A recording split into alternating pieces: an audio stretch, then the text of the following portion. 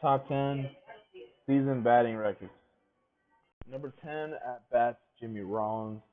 The year was 2007, and that's where he got the record for season at bats. Really, he had in 2007 716 at bats, so 716 chances really he got up to the plate. Um, that to me itself is um, incredible. It's something that I think will never be broken, just because um, the position you have to be in really, it's always very very unreliable to know. So it could definitely happen again. It could be broken, but that's a lot of at bats. I'm not sure that today's day, even though this was back in 2007, but I don't think any more guys will get up to 600 much. You know, I mean that's a debating thing. That's if your offense is really efficient, unless you get up to the plate a lot more during games. But 716 times is incredible.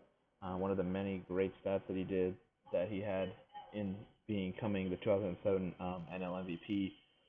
J. Roll was so important to the Philadelphia Phillies. Um, Pretty much everything you wanted out of him, he gave it to you. And I'm a Philly fan, so I do miss Jimmy Rollins a lot. I believe we should have won a lot more than that 2008 World Series. I believe he should have gotten out of town at least with two or three. Definitely, this is a team that at its prime, there was a 5 year stint where we were just really, really good, and we got stopped unfortunately. But this was a very great quality team. Um, so Jimmy Rollins during this year, 2007, you're looking at like some of the things he did.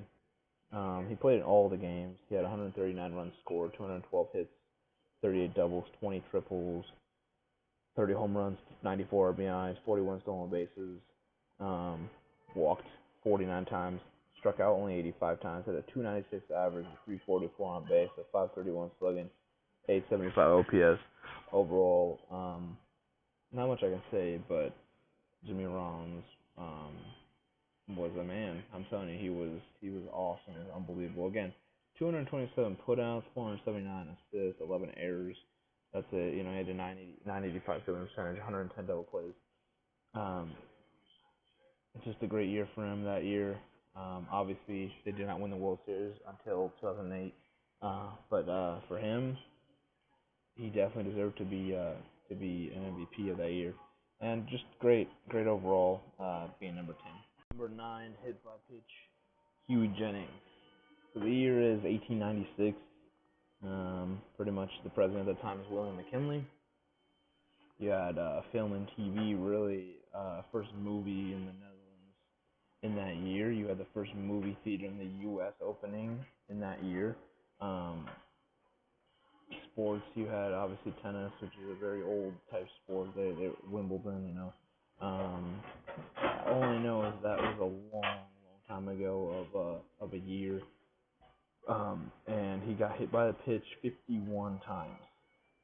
So he had a span where he got hit so much that he has actually the record for hit by pitches um, of all time. He's got hit by pitch 287 times. I don't know how he does it, but he got hit that year in 1896 51 times, the most ever. And I don't think anyone's going to get hit by a pitch anytime soon 51 times. Looking at what he did that year, 130 games played, 521 at bats. He had 125 runs scored, 209 hits, 27 doubles, 9 triples, 121 RBIs, 70 stolen bases, a 401 average of 472 on base, a 488 slugging, and a 960 OPS. So it's not that the guy was bad. It just, I'm pretty sure pitchers were just super scared to pitch to him, made the wrong type of pitch, and it just ended up that he got hit with it 51 times. Um, but he was a solid player at that year for sure. Overall, I mean, just looking at his numbers, he was a solid type player. So I wouldn't say he was bad at all. He was a pretty solid player for the time there. Again, I mean, you're looking at 2 years previous before he had that record. He had 27 hit by pitches, 32. Then he had the 51, and then back-to-back 46 runs. Overall, you can't get any higher with this, but it's impressive in terms of how patient he could be. I'm not sure if he got into a brawl at all, but just how like patient you have to be, how courageous you have to be to go back up there and get hit by a pitch possibly, which he did 51 times. So he deserves to be number 9, and that's a step ahead of at bats for sure because it's a lot more painful. Number 8, runs scored, Billy Hamilton. So there's a Billy Hamilton in the league right now, but he's 23. We're talking about the Billy Hamilton of the 1888 to 1901 guy. And when he did this record of runs scored, which he had 198 runs scored, which is incredible. I'm telling you, that's something that I'm pretty sure that's not going to happen ever again. No one's going to have over 200 runs scored in a season. But who knows? He did it in 1894.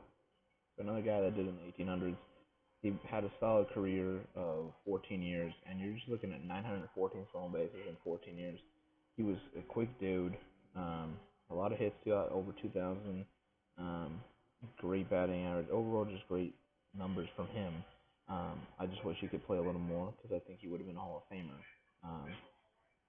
And I actually, I mean, in terms of actually, like, there's a thing where he is one of the greats. You know, that's what I mean. He is in the Hall of Fame. My fault, sorry. He is one of the greats, but if he could be one of the best outfielders, if he could have played, at least until he was 39, 40, around there, that's productive. But I can't blame him for whatever decision he made to retire or not. Billy Hamilton, though, in that year, he had 132 games played, 558 at bats, 198 scores, like I said, 225 hits, 25 doubles, 15 triples, 4 home runs, 90 RBIs, 100 stolen bases, 128 walks, only struck out 19 times at a 403 batting average, of 521 on base, a 523 slugging, and a 1.004 OPS. So this is a guy that, he was on top, man. He did a great job and productive seasons after the '94 one. He was still very productive for a few more years. But yeah, Billy Hamilton deserves to be on this list because that's something that cannot be broken. Um, I don't think anytime soon. Number 7, extra base hits to the greatest player of all time in baseball, Babe Ruth. Nothing much you can say, but he has done absolutely every record come to man in the record books. Really, I mean, he's just that great. Batting, great pitcher. He was the guy that was all around. That is why he is the best baseball player of all time because he can bat, he can play defense, and he can pitch at an extraordinary high level. And that's something that people cannot, fathom, sometimes. But yeah, he is the best player to ever play baseball. Um, he gets extra base hits, 119 actually to be exact in that year. And that year was 1921. Back in that day, back in the day, man, 119 extra base hits. It's a ton on a season. It's definitely something that is very. It's just impressive to see. We all know, guys get extra base hits. It's nothing like unusual, but 119. That's something super hard to do. And you're looking at what he did that year. In my opinion, he should have won the MVP that year. He should have been a 2-time MVP then from this one. You're looking at 152 games played, 540 at bats, 177 runs scored, 204 hits, 44 doubles, 16 triples, 59 home runs, 168 RBIs, 17 stolen bases. Got walked 145 times, only struck out 81. 387 average, a 512 on base, a 846 slugging, and a 1.359 OPS, along with his quality defense, his stud of a World Series against the New York Giants. I can't fathom why he's not on this. Like, why he was not the MVP that year. I feel like he should have been the MVP that year. I don't understand it. It's really I'm astonished from words. I can't really take in consideration why he did not get an MVP that year. But he didn't. Overall, though, Babe Ruth, that's a record that's going to stand, I think, for a very, very long time. and we'll see what happens if someone breaks that or not. Number 6, runs batted in, Hack Wilson.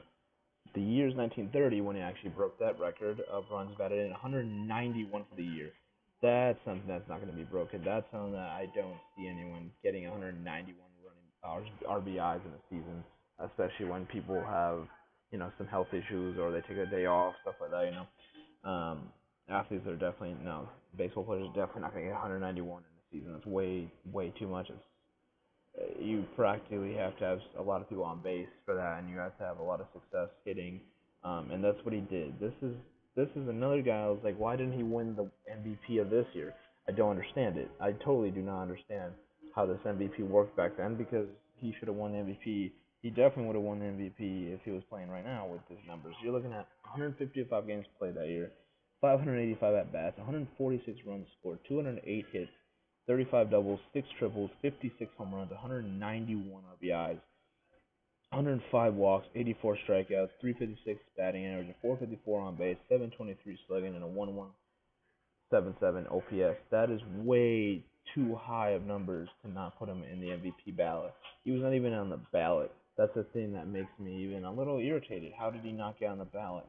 Anyway, that was his last really great, exploding season. He did have a 23 and 123 RBI year in 32, but other than that, this is a guy that, in my opinion, when he did that record, he was 30. If he could have had, 5 more years than that, he would have been in the Hall of Fame. In my opinion, I know he went. I keep making the same mistake. He did go to the Hall of Fame. My bad. I just didn't. The way I phrase it, I keep forgetting. He could have had better numbers though going to the Hall of Fame. He could have been one of those guys that actually climbed up the list of greatest of all time. And so this is another guy that I think could have definitely had more productive numbers. It just unfortunately it didn't happen. But that was a great year for him. Should have won the MVP. But definitely deserves to be on this countdown. Number 5. Now we get to the top 5, and this is doubles by Earl Webb. Um, Again, another great season for him. Another great record that actually Jonathan LaCroix I thought could have made it happen back in I think 2014 around there. But overall, played 7 years. By far, I think this was his best year by far, and that was going to be his last year. Was 1931 when he passed doubles, 67 of them actually.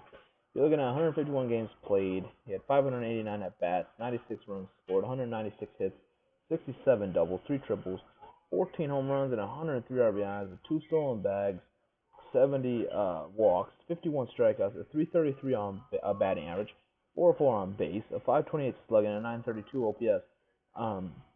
I don't know. It just comes to show he was sixth in the MVP ballot.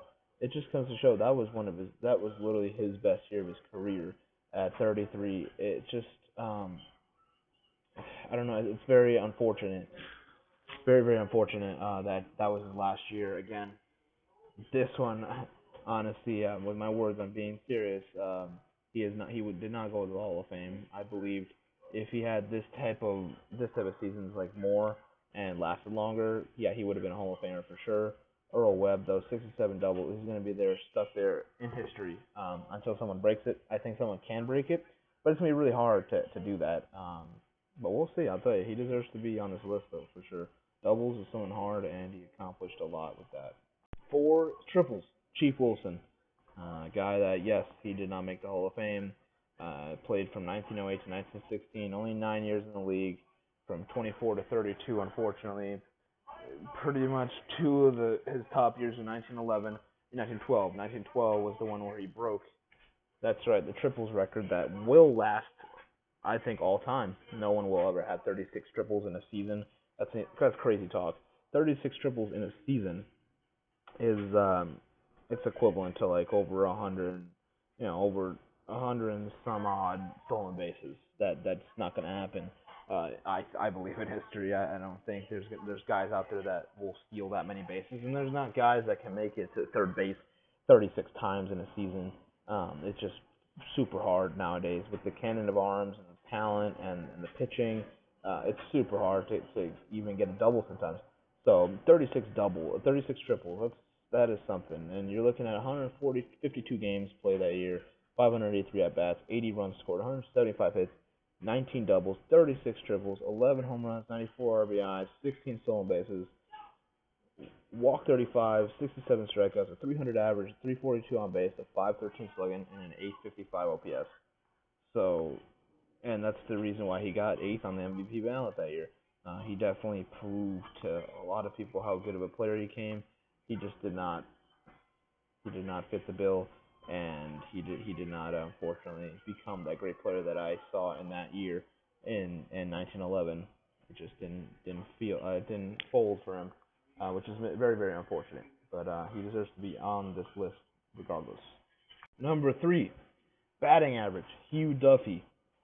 So Hugh Duffy, in this year, which is 1894, had a 440 batting average. That's insane, man. That's insane. Again, he's a Hall of Famer, but that's insane for a year to have a 440 batting average. You literally you gotta be just hitting all the time. It's amazing how you don't strike out much, and that's exactly what happened. You did not strike out much. That's what gave him a 440 batting average, along with some impressive numbers this year. Should have been on the ballot for MVP. Should have won the MVP if he got the chance, man. With these numbers, you're looking at his year: 125 games played. It's even more special. 125, that's it. But he had 539 at bats, accumulated 116 runs scored, hit 237 times, 51 doubles, 16 triples, 18 home runs, 145 RBIs, with 48 stolen bases, 66 walks, only struck out 15 times. Had a 440 batting average, a 502 on base, a 694 slugging, and a 1.196 OPS. Yeah, that's great MVP caliber numbers that I'm not sure why he didn't. I'm not sure if the MVP was not an award that year, but if it was, man, he should have been on that ballot. Let me tell you, definitely Hall of Famer. We all know, he was able to produce some great numbers actually through the years. Had a great batting average overall. He had some great numbers. That's why he deserves to be in the Hall of Fame. But that year, to have that much, like his batting average to be 440 is insane, and it's so impressive to just see a guy like that. Number 2, hits, Ichiro Suzuki.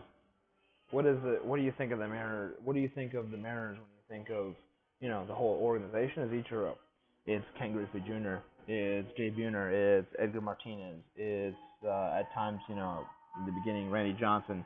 As Seattle as a whole, Marchand, but you have Ichiro, and you know what? Yes, he's a Marlin right now. Yes, he would play for the Yankees, but he's going to be a Mariner for the rest of his life. He's going to retire. He's going to the Hall of Fame once he retires.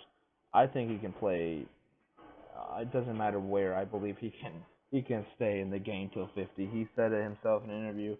I think he's one of the only guys that really can pull that off because most guys are just wear and tear and they can't do it anymore. He actually, I really believe, just the way he takes care of himself and the way he just prepares and the way his professionalism and just how he is as a baseball player, which is fantastic. How he is, he's just an amazing baseball player. He's gonna play to 50, and I think if you give him those 8 years more, he's going to officially break the Major League Baseball record for hits of all time. I really believe it. I don't think Pete Rose, will withstand what Ichiro is going to do, and I think Ichiro will be the one that does pass Pete Rose. Let me tell you. Overall, though, Ichiro, man, hits in a season, man. All he does is get over 200 hits. I mean, he's incredible. I just can't tell you how impressive he is as a baseball player. It's incredible. Again, this was 2004, and he got 262 hits in the season. That to me is it's breakable just because there's another guy that can hit like him, like that can get hits like a Jeter, like an Ichiro. Who am I talking about? I'm talking about the man right now. I think he could be the AL MVP. I'm pretty sure. Altuve, Jose Altuve, I think can break 262 later in his career or even this year. Who knows? But Ichiro, 262 hits is impressive nonetheless. It takes a lot of skill to get hits, to read the ball and get productive hits and stuff. And you get runs scored or you get yourself on board to score. So it's an art form, and he has crafted it so well. He's a perfectionist at it. It's incredible to just see how a skilled baseball player he is, man. He should have came here a lot earlier, so we could have just seen Ichiro throughout his entire career, he would have gotten those 4,000 hits if he stayed here earlier. Let me tell you, he's a Hall of Famer, by the way. No question. First ballot. In the year 2004, he had 161 games played, 704 at bats, 101 runs scored.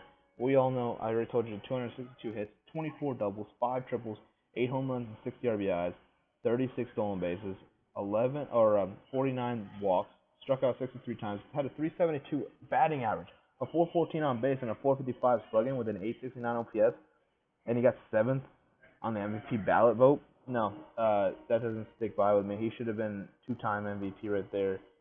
Just looking at those 2 seasons, I don't know about the others. I haven't looked closely, but those 2, obviously we all know he won in 2001. Rookie of the year too. He's a rookie and he won the MVP, which is amazing.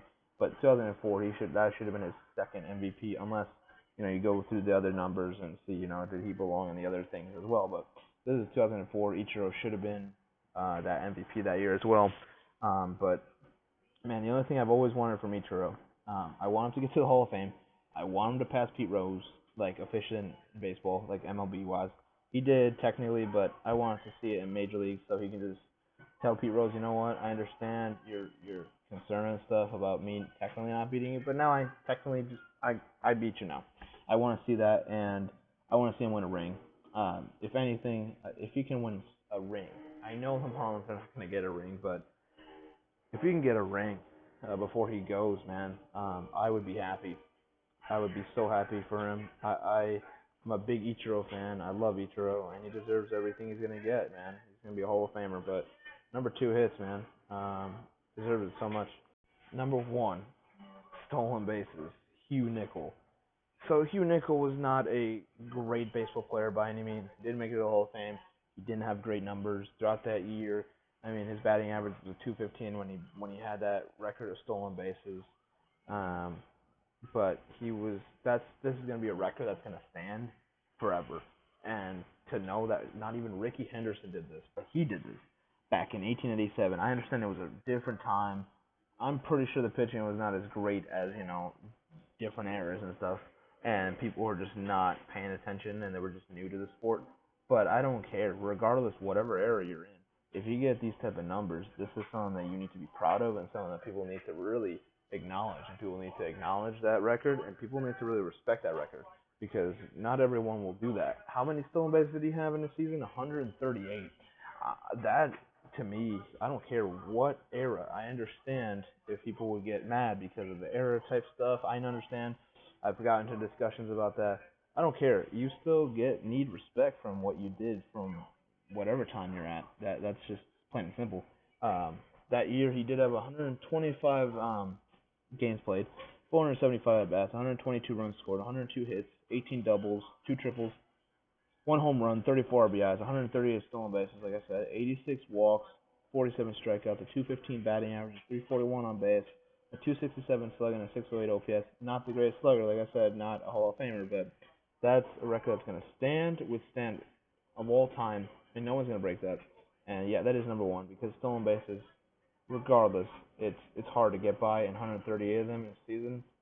Yep, that's just a massive number, especially when you only played 125 games played. You got 13 more. It's like getting at least 3 or 4 a game.